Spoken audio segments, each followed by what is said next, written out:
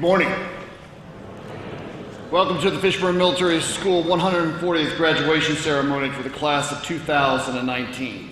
At this juncture, it is my privilege to introduce our chairman of the Fishburne Hudgens Educational Foundation Development Committee, Major General Bill Alexander.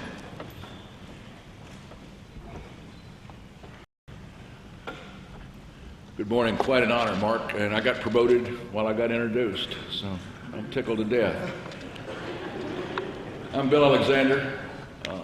This is a homecoming for me every year. It's a homecoming because I'm a native of Waynesboro, Virginia. My father entered Fishburne Military School in 1918. I graduated in 1964, my brother in 1967, and I had the honor to be the 9th superintendent of this school. On behalf of the Board of Trustees, Ms. Shirley Crowder, Mr. Derek Weaver, and myself who are present today, welcome. To you young men, what a great day, because you're going to join the fraternity and my brotherhood as soon as you graduate, the Fishburne alumni men. Congratulations to each and every one of you. Parents, grandparents, family members, and friends, thank you for coming. God bless each and every one.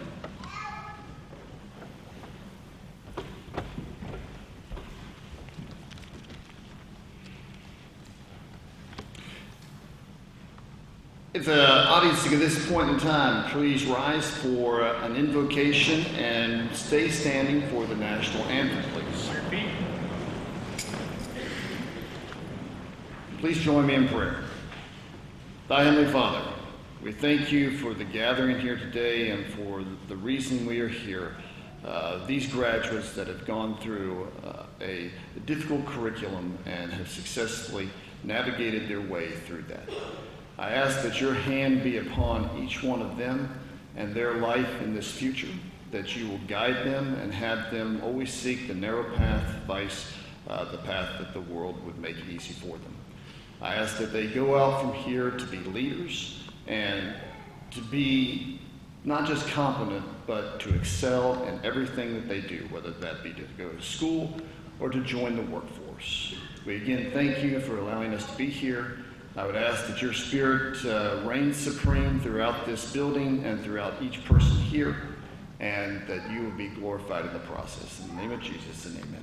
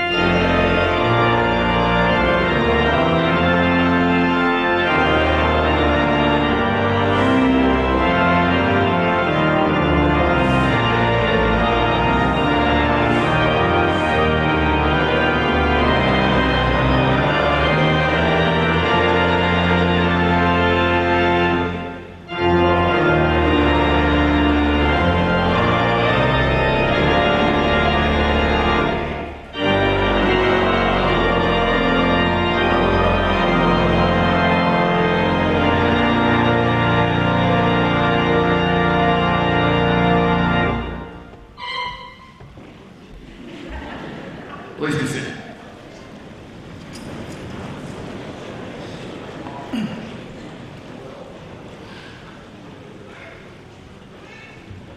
The Hasty Medals are awarded in memory of General David C. Hastings, United States Army Valedictorian of Fishburne Military School class of 1932, and in honor of Commander Dave C. Hastings, Jr., United States Navy Valedictorian Fishburne Military School class of 1966. General Hastings served heroically in World War II and received the Bronze Star with a Combat B for his attempted rescue of a fellow soldier in an armed encounter with Hitler's Waffen-SS. Commander Hasty was awarded the Navy and Marine Corps Medal for individual heroism for the rescue of fellow airmen after his jet fighter crashed on the flight deck of the aircraft carrier USS Forrestal. The Hasty Medals are awarded to the Valedictorian and the Salutatorian of each graduating class. The academic achievements of these cadets exemplify the determination and tenacity of these two former Fishburne Military School Salutatorians. It is my pleasure at this point to announce the Fishburne Military School Class of 2019 Salutatorian is Cadet Jack Michael Coster.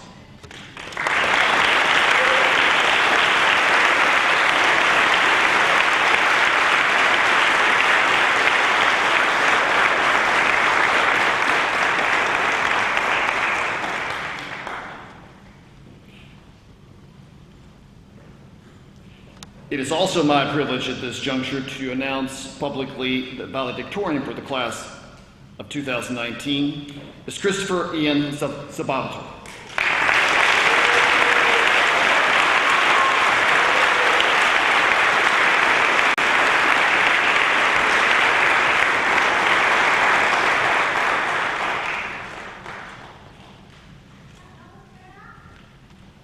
At this point, I'd like to invite Cadet Sabato to come up and to share his words of wisdom with us.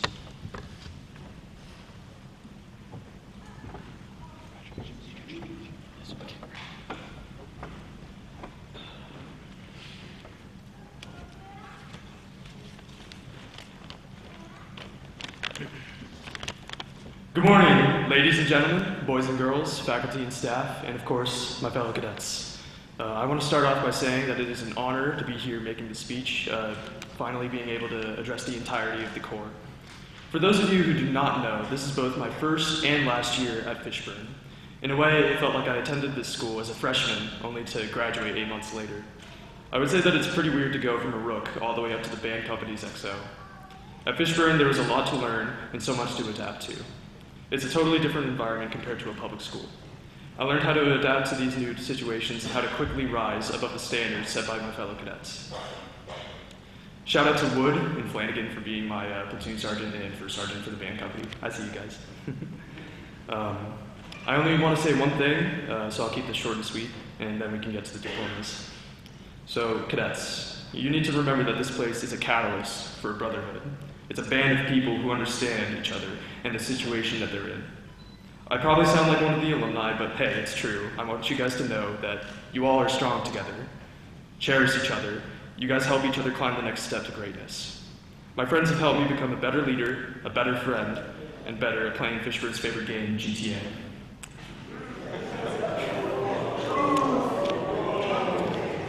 So, one final statement.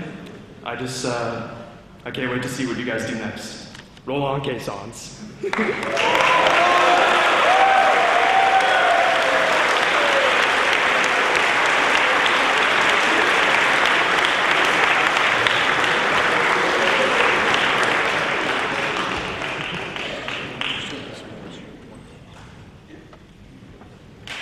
In accordance with Fishburne Military School regulations, the following awards are announced. Ms. Shirley Crowder will present the Rollins Memorial Award, which is given to the seniors selected by the faculty as showing the outstanding qualities of loyalty, dependability, and unselfishness. It is presented by Ms. Shirley Crowder and incorporated by Mr. Rollins' parents, Dr. and Mrs. J.A. Rollins, in memory of their son, Harry JROTC, class of 1943. This year's Rollins Memorial Award is awarded to Sebastian J. Hussein.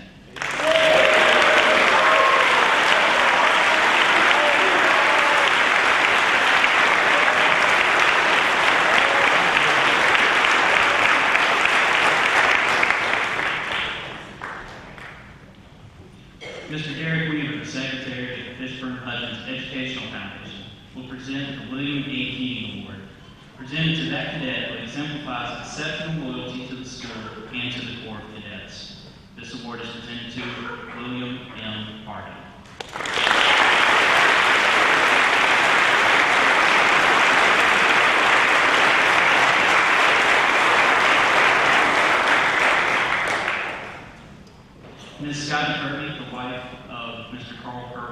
member of the Fishburne Military Educational Foundation, will present the Barrington W.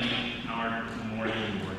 It is given annually to that cadet rendering outstanding service to the cadet community. Chosen this year is Dylan J. Gladhill.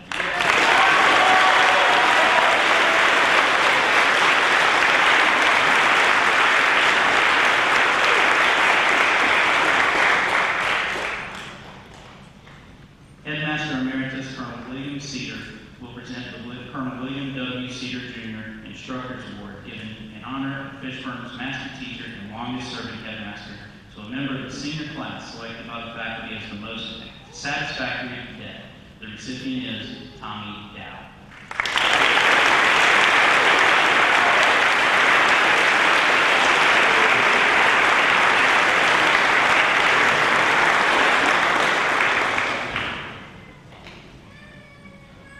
Brigadier General William Alexander will present the Colonel Robert Carroll Miller Award, presented in honor of the 6th Superintendent of Fishburne Military School, and is given to graduating seniors selected by his classmates as showing the greatest concern for the well-being of his fellow cadets.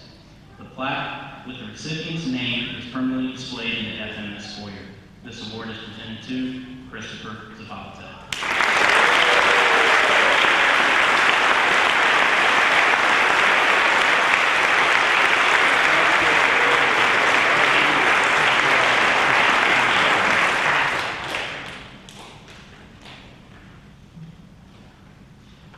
Fishburne Military School Superintendent Captain Mark Black will present the J.D. Young III Foundation President's Distinguished Service Award.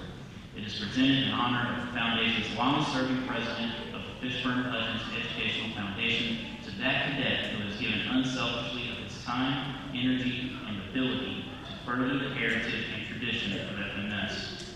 The plaque with the recipient's name is permanently displayed in the FMS foyer. The recipient is Jayal Kane.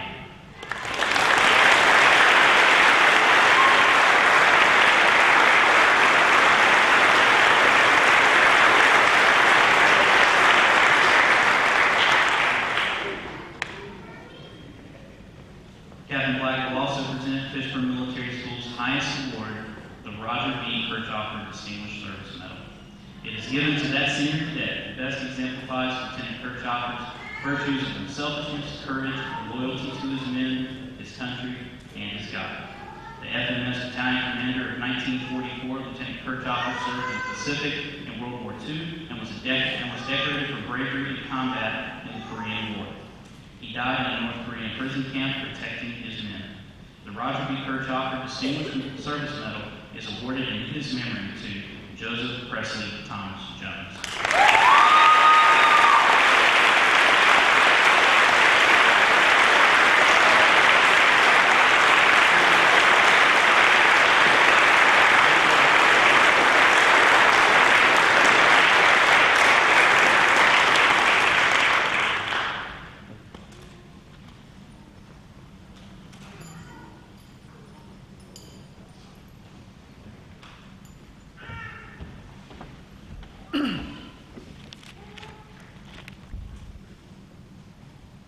Congratulations to all of our awardees. All right, it's my pleasure today to also introduce our guest speaker. Our guest speaker today started as his first business at the age of 9. And before graduating high school, he had started 12 profitable businesses and made his first $1 million. Did you all hear that over there? Okay, just make sure. At 15, he became the youngest American appointed to the board of a Tokyo-based corporation. His first book, entitled 15-Year-Old CEO, was released in Japan at the same year, and it became an instant hit, reaching number 4 on the bestsellers list. After high school, today's speaker briefly attended Virginia Tech. I have to restrain myself when I hear that. But after being tasked with a reading assignment on his entrepreneurial skills, he determined that his talents could probably better be used in the business world. While a freshman in college, his company had been offered as a buyout for a multi-million-dollar venture capitalist, in which he turned it down and instead sold the business for a significant profit. In his early 20s, his book, You Call the Shots, was released by Simon & Schuster to much success. He was then asked to become a consistent cast member on Oprah Winfrey's first primetime television series, Oprah's Big Game, which aired on ABC in 2008. And he was the runner-up on that show. He then moved to Los Angeles, where he hosted a business television series for BBC in London, among other television projects. After selling all of his internet companies in his early 20s, he continued to invest, travel, and appear for numerous speaking engagements and television appearances. Today, he is the chairman and CEO of Magic City Ford and Lincoln in Roanoke, Virginia. That was founded by his great-grandfather in 1938. He assumed the reins of control of this organization from Bill Johnson, Fishburne Military School class of 1970. He is one of a handful of fourth-generation car dealers in the country, and it is his newfound passion. Separately, he continues to invest in dozens of various startups across a wide spectrum of industries, and he invests in real estate and other projects on his own. Ladies and gentlemen, it is my sincere privilege to introduce to you Mr. Cameron Johnson.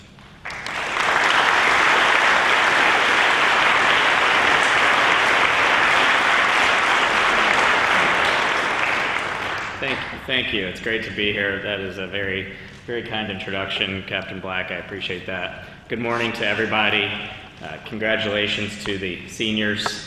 It's an honor to be here with each of you at Fishburne Military School's 140th graduation ceremony. As you heard, my father was a 1970 graduate of Fishburne Military School, so it's a terrific honor to be here. Good morning, cadets, faculty, alumni, trustees, as well as family and friends who are here to support these young adults as they enter the next chapter of their lives. I'm going to speak to you for 15 or maybe 16 minutes today. I tell you this up front so you won't wonder, when is he going to stop talking? But also so the seniors know that they're that much closer to graduating. When I asked myself, what should I speak about today, I really had to think about it. In fact, I tried to think back to my high school graduation ceremony, a class of more than 300 in Roanoke. And quite frankly, I couldn't tell you who the speaker was, yet alone what was said. So big shoes to fill, huh? But today is about you, and it's not about what I say today or what I don't say. Today is about celebrating the lifelong friendships made during your time here, the valuable lessons you've learned, and the experiences that you'll never forget. I thought I'd focus on a few lessons that I was fortunate to learn very young, but that helped shape my life and my career.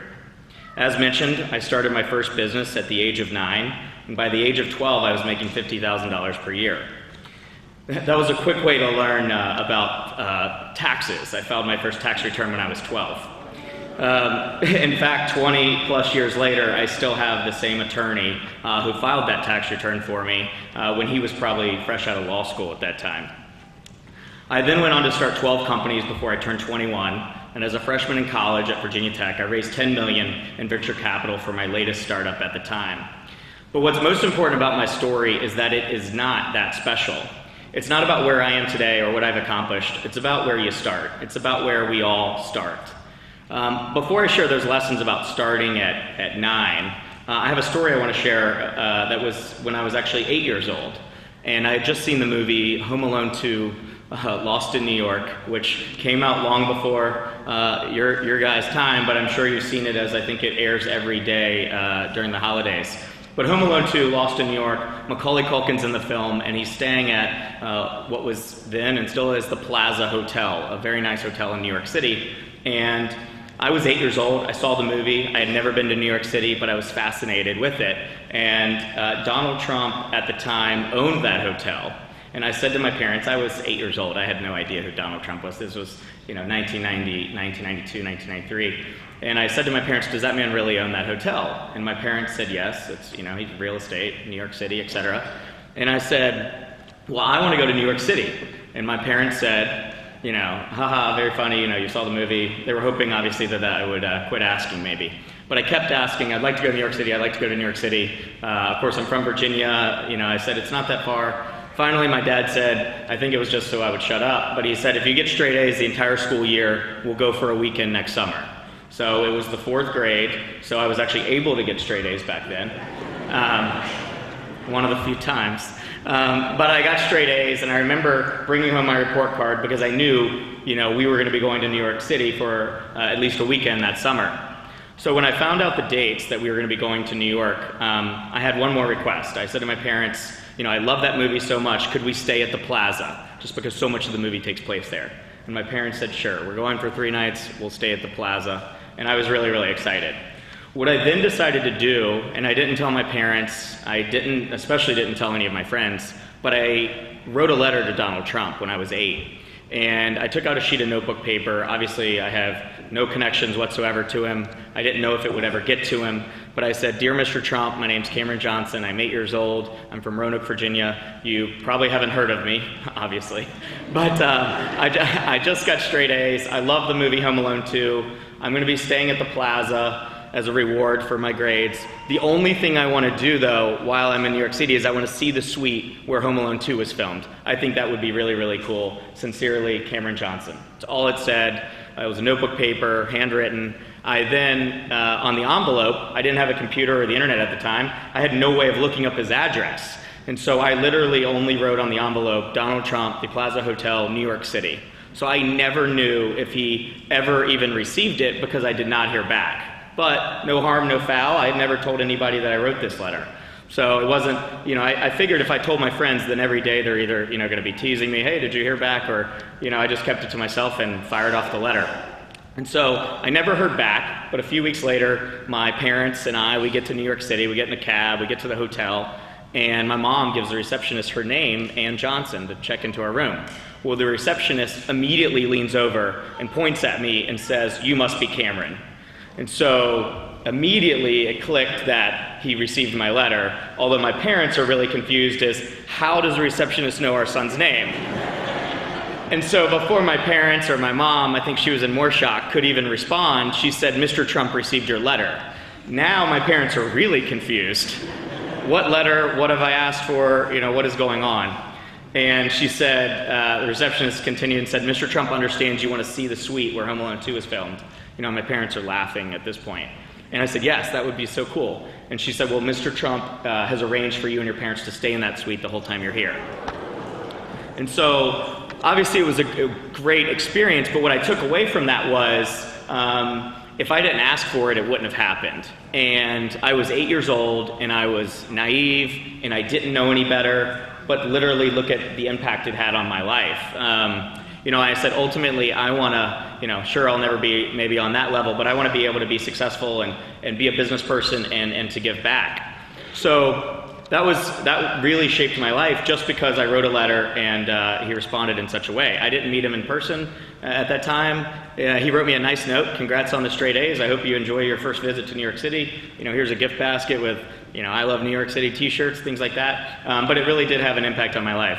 So in my book, You Call the Shots, the very first chapter is titled, Put Yourself Out There.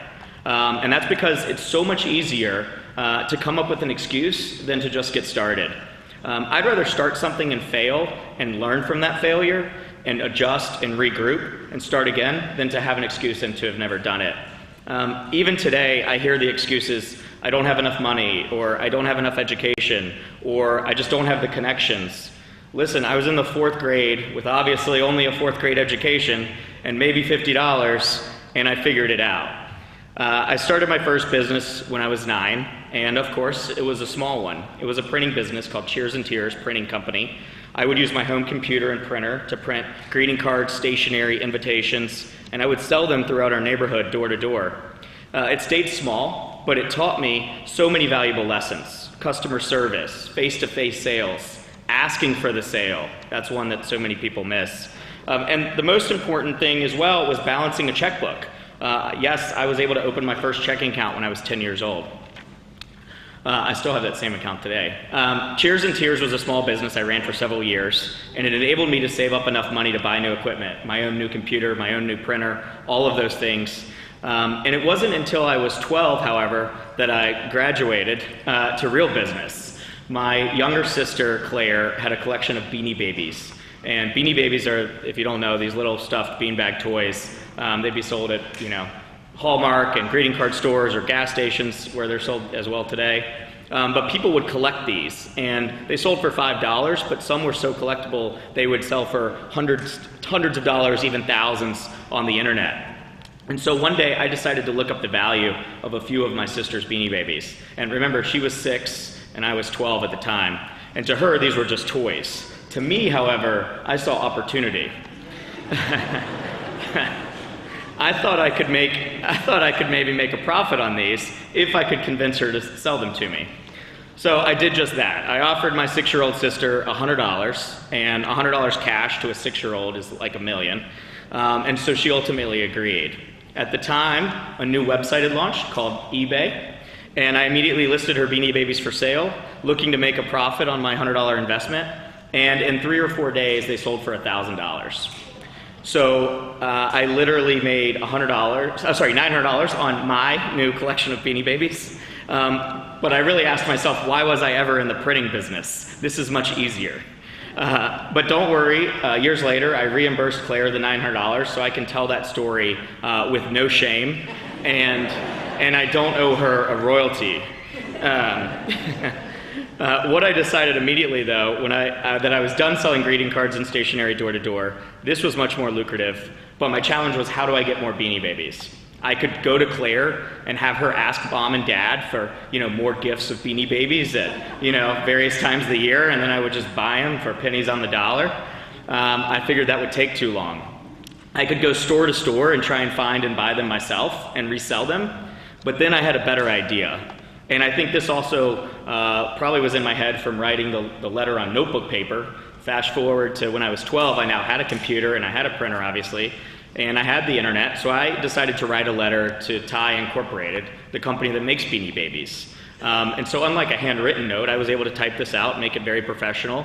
And so I looked up Ty Incorporated in Oak Brook, Illinois, and I typed up a nice letter explaining that I'm the president and CEO of Cheers and Tears Printing Company. I didn't tell them I was 12. But that I would like more information on selling their Beanie Babies over the internet. And, at the time, stores would compete to try and get, to become a retailer of Beanie Babies, but apparently not as many people were asking to be a retailer and sell them online. So what was shocking to me was what they basically sent back was just an order form. So the plan worked. The minimum order was 1,000 Beanie Babies. They cost $2.50. So that was going to cost me $2,500, really my life savings, using the $900 profit I made on Claire and some profits from the printing business. But what did I have to lose? No risk, no reward, I thought. And so also remember, I had a checking account, so I didn't need to ask my parents. I didn't even need to tell them that I was going to be spending my life savings ordering 1,000 Beanie Babies. And I certainly did not tell them. I learned at an early age it's sometimes easier to ask for forgiveness than permission. I don't always give that advice, but sometimes it works. When those first 1,000 Beanie Babies showed up at my parents' house, my parents thought I was crazy, and they didn't realize I had already sold my sisters for a profit. But I immediately sold those first 1,000 in a matter of weeks, and then I ordered 2,000, then I ordered 3,000, and I would continue to sell them. And at the end of that year, I was keeping 5,000 Beanie Babies, quote unquote, in stock. They were in a closet in my parents' basement that my dad is now charging me $75 a month rent for that closet. But at the end of that year, I'd made $50,000 selling Beanie Babies. And, my mom would see me mailing all of these boxes late in the evening, but she never knew, is he making a profit? Is he breaking even? And every time, every month when a bank statement would come, I would remind her, Mom, it's illegal to open someone else's mail. So my parents truly had no idea.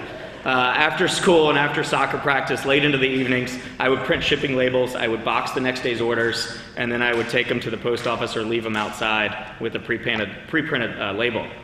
But that business taught me so much. So remember, put yourself out there. The same lesson from me writing those letters, look at how they sort of shaped and crafted my life and my next steps. The next lesson I'd like to share with you is to surround yourself with great people.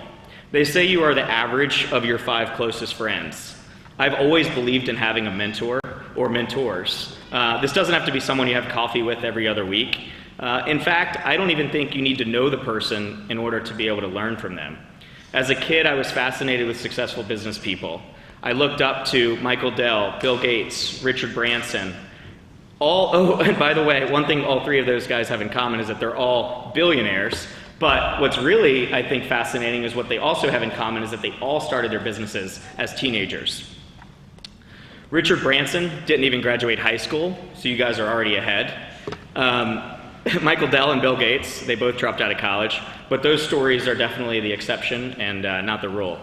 I was able to learn so much from their books that I read as an 11, 12, 13-year-old kid about how they started, the challenges they faced, how they overcame them. I considered each of them to be a mentor in some way, even though I had no relationship with them. And back to that line, you are the average of your 5 closest friends. You know, if you hang out with the wrong crowd or you hang out with drug dealers, chances are you're probably a drug dealer. If you hang out with millionaires, chances are you'll probably become one. Fishburne Military School was founded in 1879. Remarkable legacy. Fishburne's mission is to forge educated and honorable young men of courage. To me, in one word, that's leadership. It's also what's missing in so many schools today, so we should all be thankful that the tradition continues right here. There are many meanings to a commencement speech, but to commence is to begin, and while this chapter may be ending for the graduates here today, this is really the beginning of the next chapter of all of your lives. I want to close with one final lesson, and that is to remember what it's all about and to give back. This game called life isn't about money.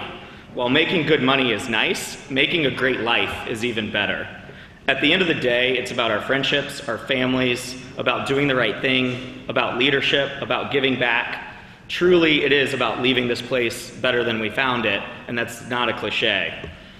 I'm fortunate enough my parents taught me the valuable lesson in giving back at an early age. They taught me to tithe the church when I was just 10 years old, and I'd regularly participate in youth mission trips. I've been involved with numerous charities since I was a teen, but it wasn't until my book came out in 2007 that I was approached with a really great opportunity to give back on an even bigger scale. I'd been on CNBC discussing my businesses in my recent book, and one of Oprah's people saw me. At the time, unbeknownst to me, she was casting for a new primetime show called Oprah's Big Give. That show was going to be for ABC, and imagine Extreme Home Makeover, but with taking 10 ordinary people, traveling the country, giving back to those in need. So we basically competed against each other to give back. So it was a positive show, and we literally did air right after Extreme Home Makeover every Sunday night. I'll note, I think I was approached starting in season 1 and every single season for The Apprentice, but I never did it. But I was approached because of my, long-standing 8-year-old Trump connection. But I said no. I felt like he just really wanted the opportunity to say, you're fired, so I wasn't going to give him that. Oprah is a little bit nicer. This was an opportunity to give back in a big way, and who can say no to Oprah? So I said yes, and I spent 3 months filming this show in 8 different cities across the country. It aired every Sunday night, and truly all 10 of us were from different walks of life. I was the youngest on the show, and I was the business guy.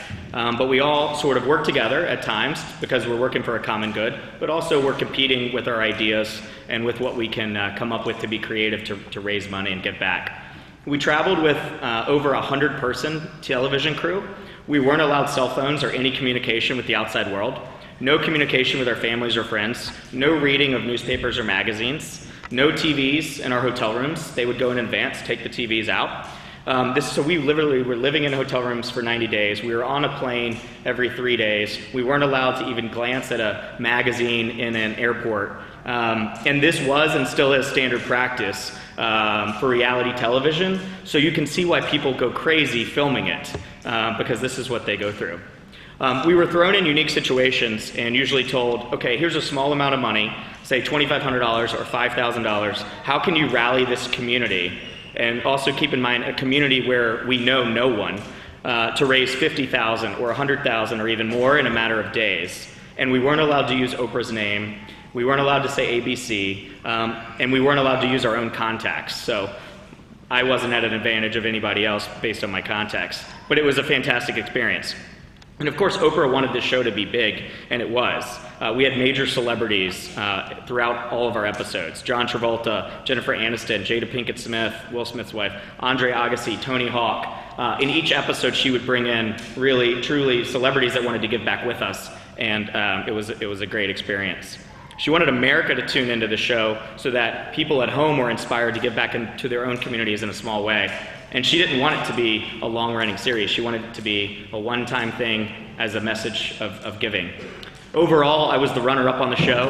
I had raised by far the most money. I think in total, collectively, we raised something like $4 or $5 million, which was quite a fun process. And it was no different to me than normal business sales. I'm asking for the sale when I ask somebody to come together for a common good to donate to charity. We were granting wishes for those in need in many cases, oftentimes dying wishes. Such as a kid in New York City, his dream, he had a very bad cancer diagnosis, but his dream was to throw a pitch at Yankee Stadium. And we made that happen for him, and a tour of the dugout in the locker room. Or the family whose father was dying of cancer, but they wanted to see New York City from a helicopter. On that one, I did call Trump and use his helicopter. He loaned it to me the same day, actually, which was nice. But that family got to have that experience. I thought of each different city and each person's needs as a challenge, and I used my sales ability to figure out a way to make it happen.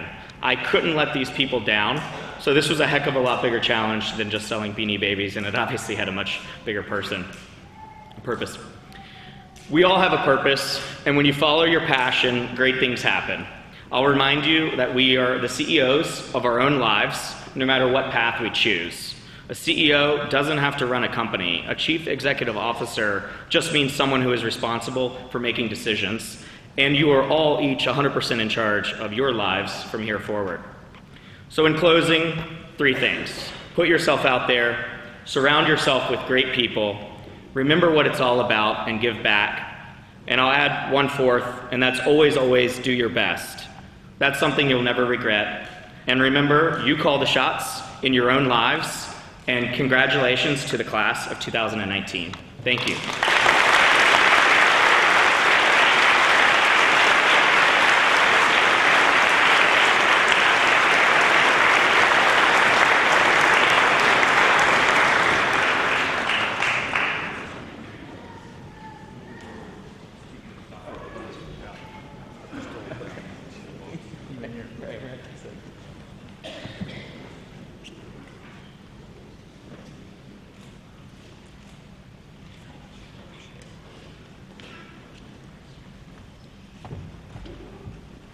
Before reading the senior names, I'll let you emphasize the graduating class request that there be no applause until after the awarding of diplomas has been completed.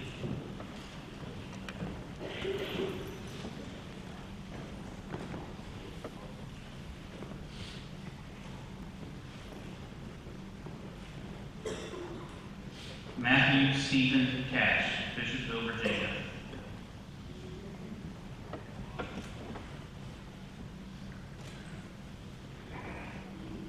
Ibrahim Bala Cisse, Bowie, Maryland.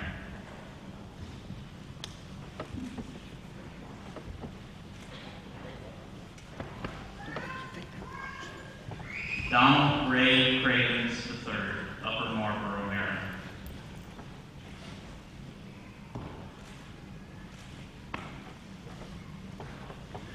Ryan Thomas Curran, Carthage, North Carolina.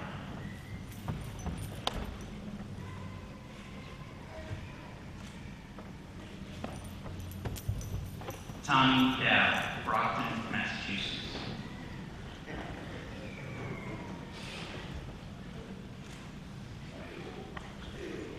Silvio Yamasaki, Sudbury, Massachusetts.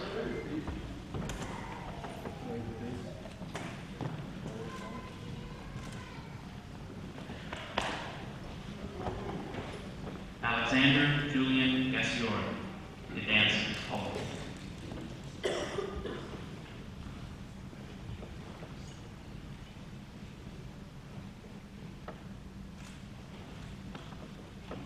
Jack Gennady Gregory, Boston, Maryland.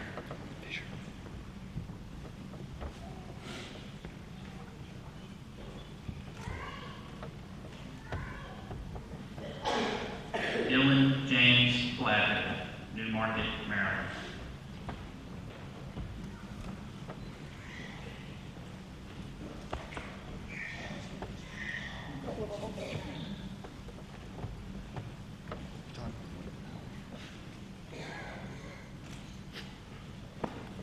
Mason Matthew Fisher, Gaynor, Virginia.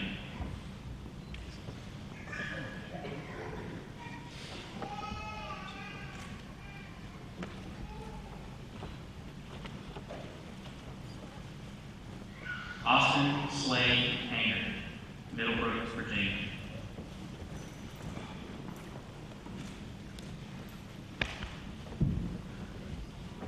William Mathis Harding, Great Falls, Virginia.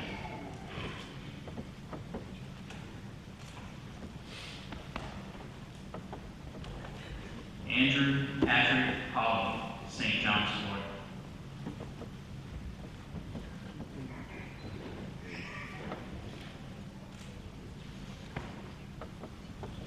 Shenwan Hu, Chilin, China.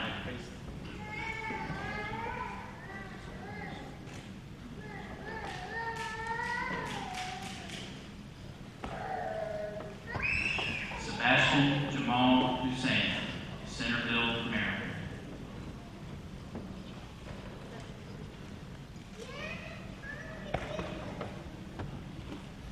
Joseph Presley Thomas Jones, South Fulton, Tennessee.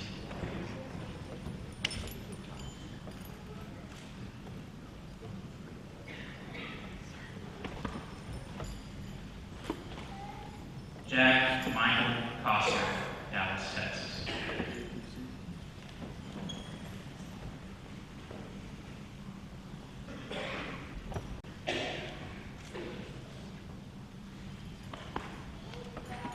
Tyrone DeMel Lofton Jr., Broadlands, Virginia.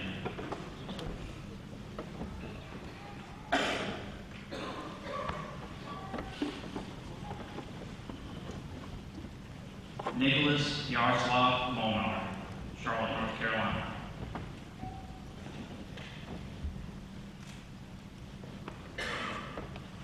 Joseph Luke Montoya, Norfolk, Virginia.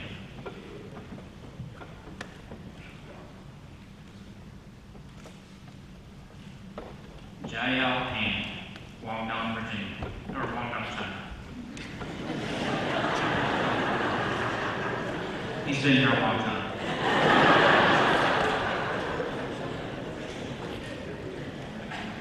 Juan Hu, Hunan, China.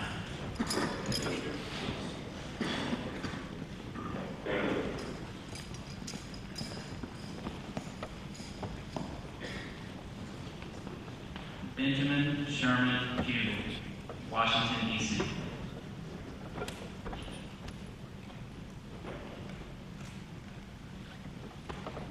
Corey James Ransom, Virginia Beach, Virginia.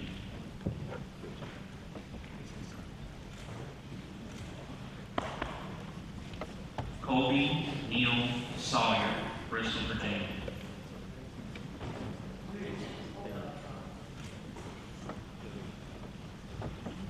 Jacob Logan Schiffer, Stewart Stratton, Virginia.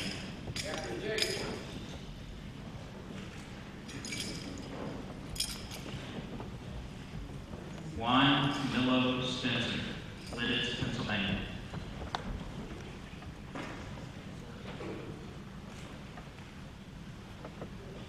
Yutong Sun, Guangdong, China.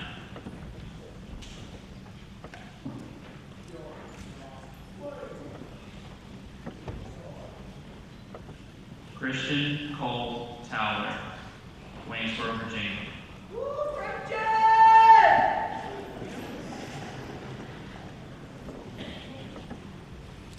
Malachi Telfair Wright, New York, New York.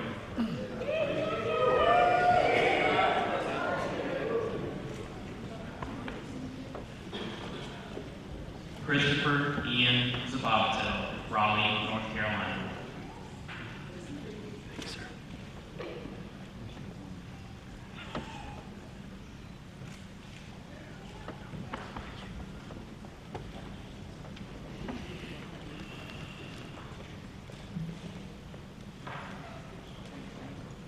Ladies and gentlemen, please join me in rendering a resounding ovation for the Fishburne Military School class of 2019.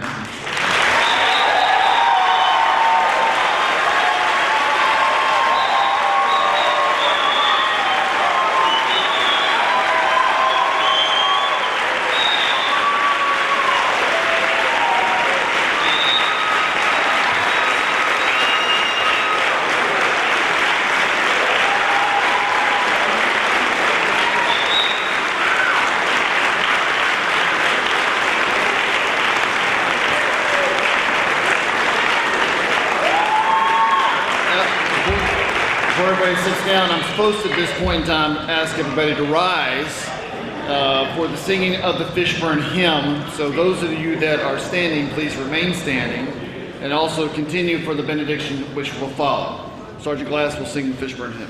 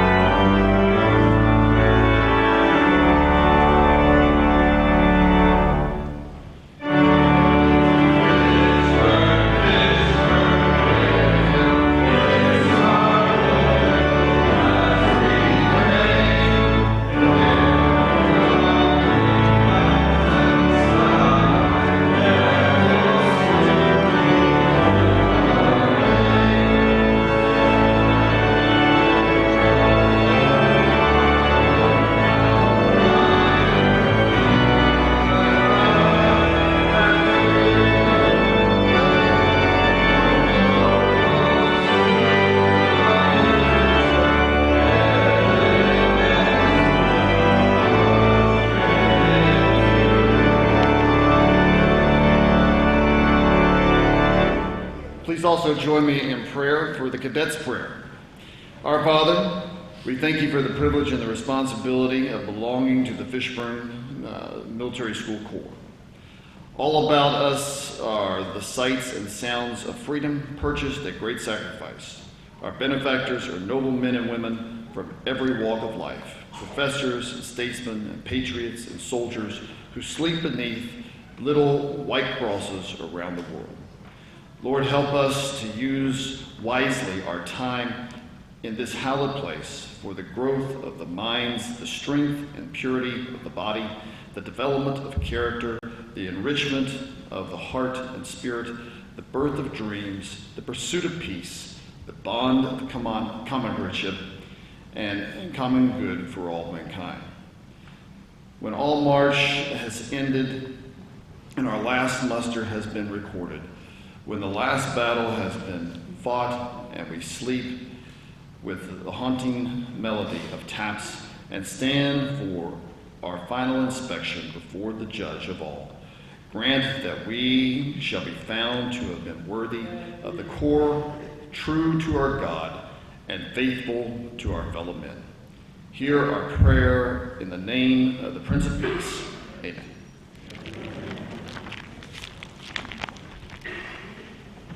The audience may become seated.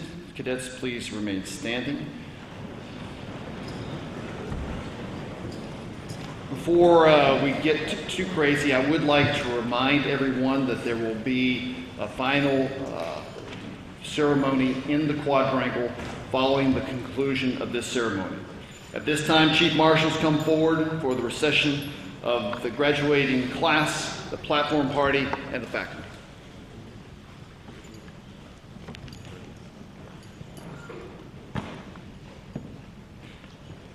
I request that all guests at this juncture please remain seated until the platform party, the faculty, and the underclassmen have exited. Center, base.